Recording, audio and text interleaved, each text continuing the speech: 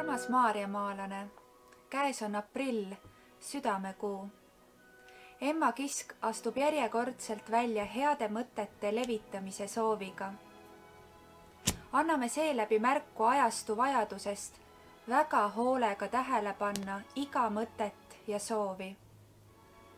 Ühtlasi teadvustada, et tervis algab mõttest olla terve ja elada oma südame hääle, mitte masside surveavalduste ja mässava egomaailma nõudmiste järgi.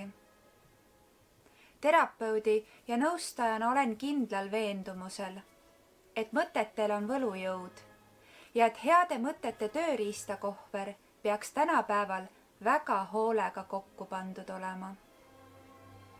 Seda peaksime õpetama ka oma lastele, kes on paljuski suures segaduses ega tea enam, mis on maailmas tõde ja mis ebatõde.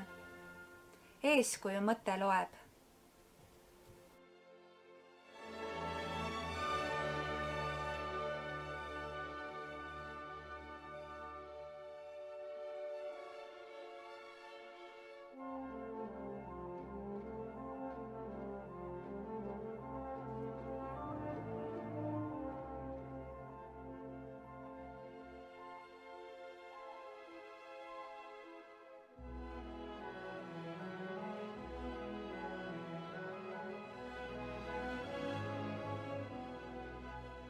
Aitäh, armas Juno, valgustavate mõtete eest. Mina olen kurgede voltimise töötubades osalenud või neid ise läbi viinud nüüdseks kokku 7 korral. Esimesed voltimised toimusid meie varasemas tegutsemispaigas Maria Angletoorium tervisekodus Viljandis. 2015. aasta detsembris voltisime Kurgi koos majarahvaga Maramaa kliiniku sünnipäeva tähistamisel.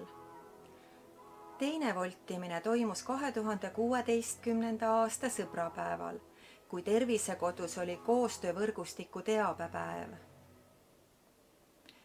2016. aasta aprillis viisime läbi südamekuu kampaania.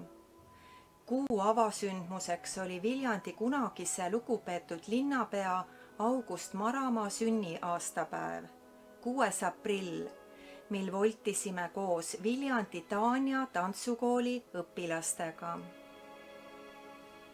Sama südamekuu raames viisin läbi töötoa Tallinnas, kus tegime muu hulgas ka origaamit. 2020. aasta alguses toimus meil Pangodis metsanääripidu, mille järelüritusel pakkus ja vedas kurgede voltimist meie üks hea sõber.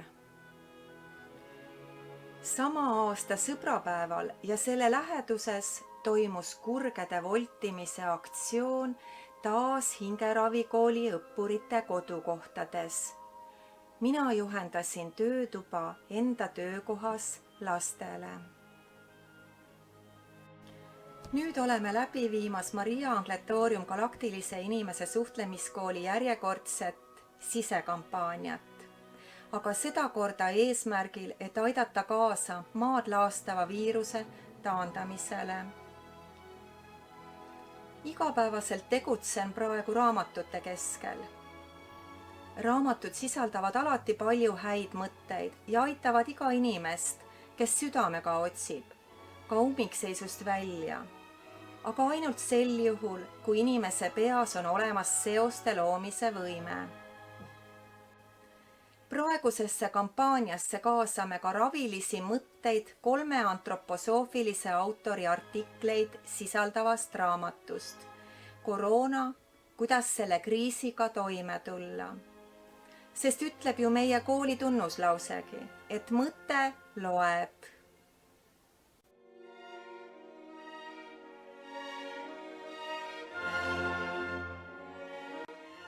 Sest lõpuks on see ju immuunsüsteem, mis tagab meile kehalise identiteedi, kuid seda tugevdab ja mõjutab omandatud hingeline ja vaimne immuunsus, mis tekib samastumisel sellega, mis meid vaimustab ja meie elule mõtte annab.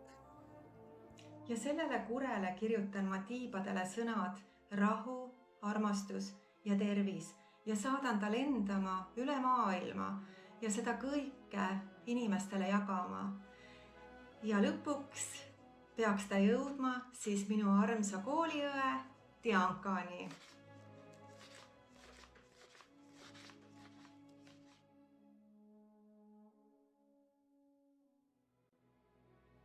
Enesekasvatus on andnud igapäevaseid kogemusi, et ma arenen sellises suunas, nagu esmalt enesele mõtetes eesmärgiks sean ning siis harjutades teostan.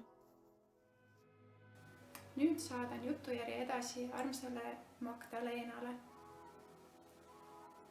Ma kirjutan sinu tiibadele sõnad rahu, armastus ja tervis ning sina lendad üle kogu maailma.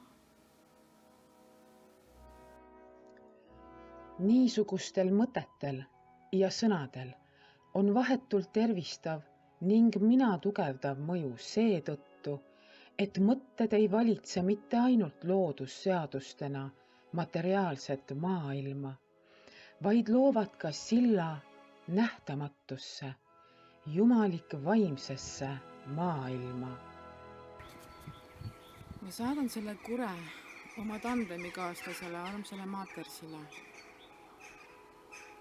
Ma kirjutan su tiibadele sõnad rahu, armastus ja tervis ja sa lendad üle kogu maailma. Tänan armsat Magdalenat heade soovide ja vajalike mõtete eest.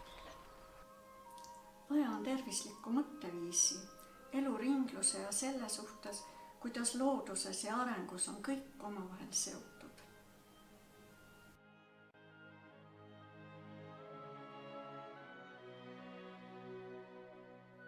Mina kirjutan sinu tiibadele sõnad rahu, armastus ja tervis ja sina viid selle sõnumi üle maailma.